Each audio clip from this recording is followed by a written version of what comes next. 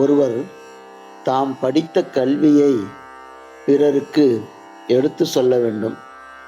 அந்த எடுத்து சொல்லாமல் அதன்படி நில்லாமல் இருந்தால் அந்த படித்த கல்வியினுடைய பலன் இல்லாமல் போகும்.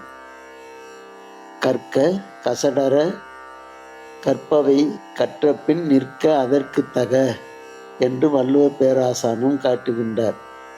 இந்த வகையில் ஒருவர் தாம் படித்த கல்வியை எல்லாம் பிறருக்கு சொல்லிவிட்டு தான் அந்த நெறியில நில்லாமல் போனால் அது ஒரு வெற்றுரையாகத்தான் இருக்குமே தவிர அந்த சொல்லினால் பயனில்லை.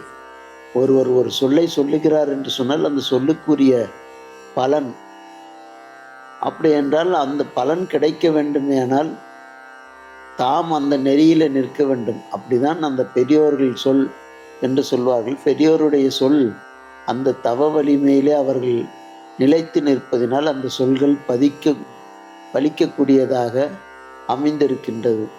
அதைத்தான் கற்று பிறர்க்கு உரைத்து தாம் நில்லா வாய்ப்படும் வெற்றுரைக்கு உண்டோ வலியுடைமை சொற்ற நீர் நில்லாதது என்று நான் உரைப்ப நேர்ந்தொருவன் சொல்லாமே சூழ்ந்து சொலல் என்று நீதிநெறி விளக்கத்திலே குமரகுருபரர் காட்டுகின்றார். எனவே படித்த கல்வியை அந்த கல்வி சொன்ன கருத்திலே நின்று வாழ வேண்டும் என்பதை இதன் மூலமாக குமரகுருபரர் உணர்த்துகின்றார்.